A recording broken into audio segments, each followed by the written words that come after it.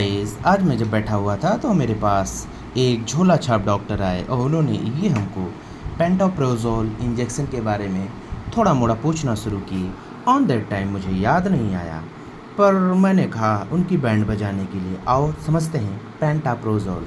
आइए बात करते हैं कि ये जो पेंटाप्रोजोल होता है ये तो एक प्रकार की मेडिसिन है, लेकिन ये कैसी मेडिसिन है इसके लिए हमको पहले जानना होगा क्या प्रोटॉन पंप क्या होते हैं। प्रोटॉन पंप क्या होते हैं, जो हमारे स्टमक्स होते हैं, स्टमक्स के एक विशेष टाइप की एक सेल्स होती हैं जिनको हम पैराइटल सेल्स बोलते हैं, और इन पैराइटल सेल्स का काम होता है गैस्ट्रिक एसिड निकालना, मतलब HCl निकालना। और हाँ, ये जो HCl निकलता है ना, जैसे किसी को कहीं निकलने के लिए एक दरवाजे की ज़रूरत होगी ना, तो उसी दरवाजे को बोलते हैं प्रोटॉन पंप। प्रोटॉन पंप इसलिए बोलते हैं क्योंकि इसमें हाइड्रोजन बाहर आता है, हाइड्रोजन को प्रोटॉन बोलते हैं, इसीलिए इसका एक और नाम होता है हाइड्रोजन पोटेशियम एडिपेज पंप। देखो, हाइड्रोजन बाहर आता है, पोटेशियम अंदर जाता है, ये सब करने के लिए एटीपेज एनर्जी की ज़रूरत होती है, इसलिए इसको बोलते हैं सोडियम पोटेशियम एटीपेज पंप या प्रोटॉन पंप।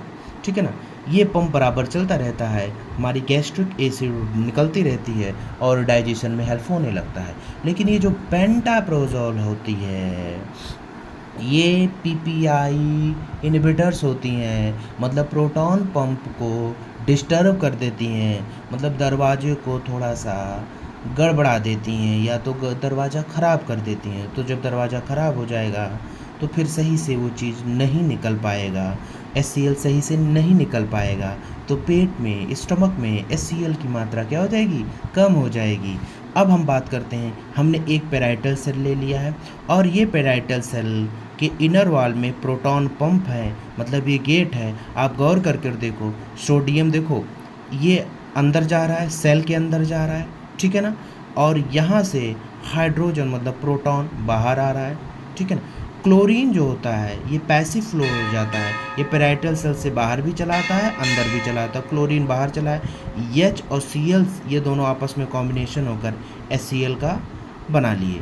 तो ये जो हाइड्रोजन है आया किससे, अंदर पैराइटल सेल के अंदर वाटर मॉलिक्यूल और carbon dioxide carbonic anhydrase enzyme के प्रेजेंस में बाइकार्बोनेट बना लेते हैं, और ये बाइकार्बोनेट रिवर्सिबल प्रोसेस में H प्लस तथा बाइकार्बोनेट आयन में टूट जाता है। यही H प्लस प्रोटॉन पंप के थ्रू बाहर आ जाता है, HCl से करके HCl बनाता है।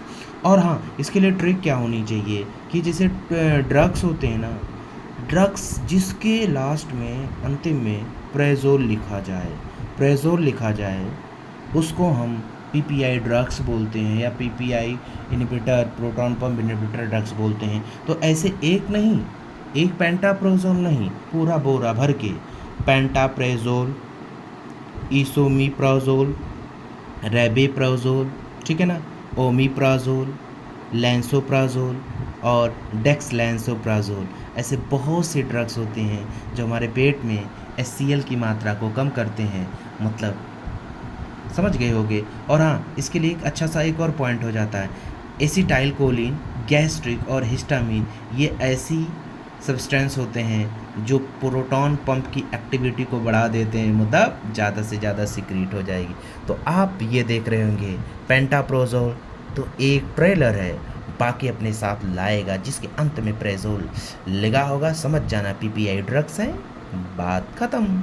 तो लो झोला छाप डॉक्टर, तुम्हारी ऐसी की तैसी। मिलते हैं एक और नए टॉपिक में। जय हिंद।